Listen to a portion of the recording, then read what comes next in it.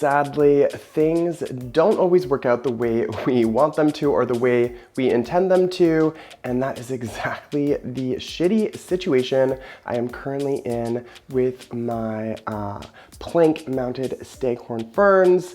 Now, this guy and his friend, which is a little bit bigger, are in basically a state of, you know, chaos. There is a lot of kind of dead foliage, as you can see on here. There is, however, some signs of life slowly kind of peeking through some of this sphagnum moss. And in this video, I'm going to be SOSing these two plank-mounted Staghorn Ferns and repotting them and kind of sharing some of the lessons that I've learned in terms of just caring for Staghorn Ferns and how challenging that all can be. So if you're interested in this project and reviving these Staghorn Ferns, then stay tuned.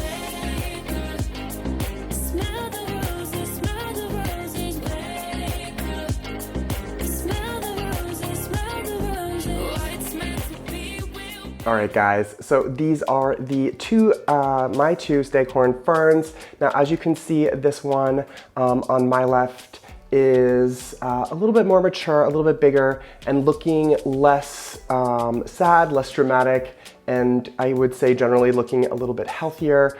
As you saw in the intro, this guy, well, things aren't going as well for him. And like I said, I've actually had a really difficult time with my Staghorn Ferns mounted on these plaques. And in this video, like I said, I'm going to be potting these back up in containers. I've actually read online that it's a great idea to mount Staghorn Ferns once they've reached a certain level of maturity. Clearly, I don't think that's the case for the small guy here. So like I said, in this video, I'm going to be repotting them up, explaining everything you need to know to care for these, as well as the right type of potting mix, potting soil, you know, the ratios of all the ingredients that I'm going to be using, and just basically trying to save these two plants because I love them. And that's not to say in the future I won't remount these on planks again, but for the time being, these got to be dismantled and basically saved. So I'm going to be doing that. All right, so it is no surprise that all of this dead foliage is literally, you know, being yanked right out, and it's heartbreaking. But like I said, there are some signs of life, and that's really what I want to kind of remove all of this dead foliage so that I can try to save these guys. Thanks for checking out this video. I'm Tyler, and if you like what you're seeing or you find this video to be useful, don't forget to give it a thumbs up, or better yet, you can hit that subscribe button. Definitely leave a comment down below and check out my merch store, tylermossop.com. All right, guys, so there is quite a lot of savagery gone, just dead foliage, which breaks my heart. So basically the first thing that I'm gonna have to do is I spent a lot of time very carefully, you know, mounting the Staghorn Ferns to these plaques with sphagnum moss, but also a lot of translucent fishing wire. So basically I'm going to have to cut through all of that. Now I'm going to be potting them up in these really lovely smaller terracotta pots. They have drainage and a saucer, and that's gonna be their home for the next little while.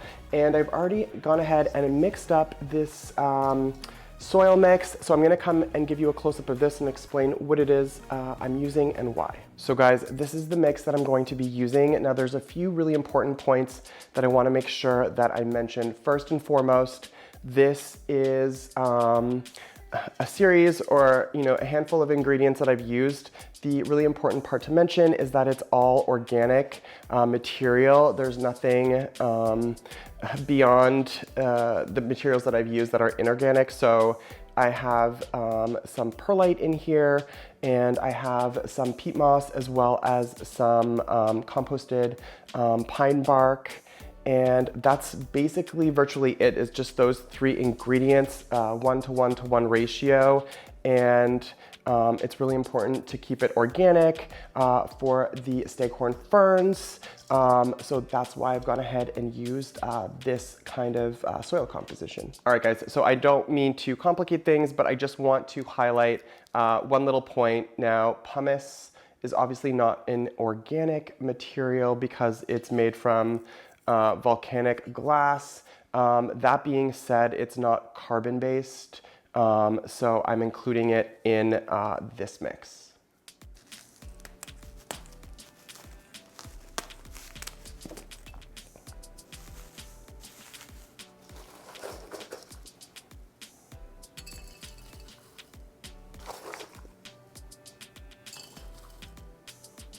So guys, here is the smaller, less mature Staghorn Fern that I have. It's now being removed from its original setup. Now, most of this, you can see a lot of it looks like it's peat moss in and around, and the root ball is pretty dense in the soil that I have left at the base of this. Now, I'm not sure if you can see, but there is some beautiful, lovely new growth coming in. So that's really reassuring. And it looks like I have a little bit of dead growth to remove, but I'm gonna go ahead and take this, and this is what I'm gonna pot up in that new container. All right, so one has been potted up. I'm gonna go ahead and do the same thing for the larger one.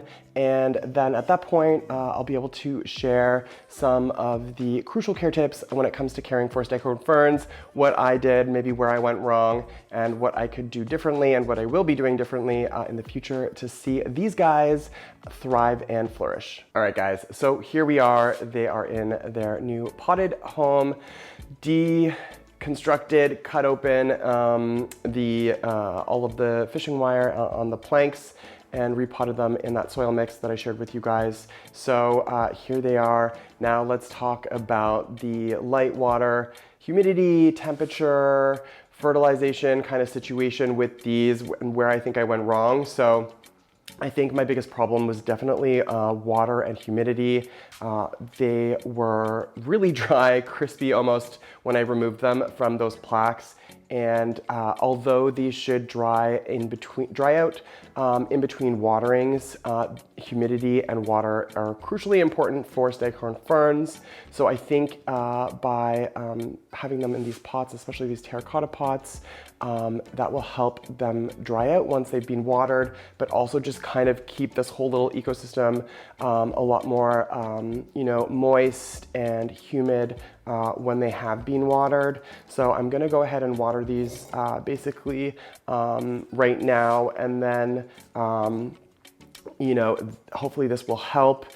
In terms of lighting, these do not want to be in any sort of direct sunlight. That being said, bright and direct light is best, so not too many surprises there. I'm curious to see how much bright and direct light they can handle. I'm thinking they might be able to handle a little bit more than I'm currently thinking, so I'm open to trying that and giving them some more bright light, especially when they were on the plaques. I had a hard time in my home having those plaques mounted somewhere where they could get that correct light. So I think this really came down to basically a water, humidity, and lighting situation. And obviously those two things go hand in hand. We typically water our houseplants as a function of the amount of light that they're getting. So again, something to consider if you are providing them with really nice, bright and direct light in the growing season, the summer and spring. You're probably gonna wanna water these a little bit more frequently, probably about once a week. So that's basically what I'm going to try with these guys. You can fertilize your Staghorn Ferns with a well-balanced, diluted liquid fertilizer is what I'm recommending and what I am going to be doing and have done in the past. So that's excellent. And I try to keep these away from any sort of entrance or door. So in the wintertime or in the fall, in the Northeast here in Boston, it gets very cold, and I want to kind of protect these guys from any sort of major temperature fluctuations. And obviously I've mentioned humidity more than a few times at this point. Keeping these guys nice and humid is ultimately what I think is going to be the key to their success. And now that it's summertime here in Boston, the humidity is already well above 60%. So they should be doing a lot better with the right lighting conditions and the right frequency and amount of watering.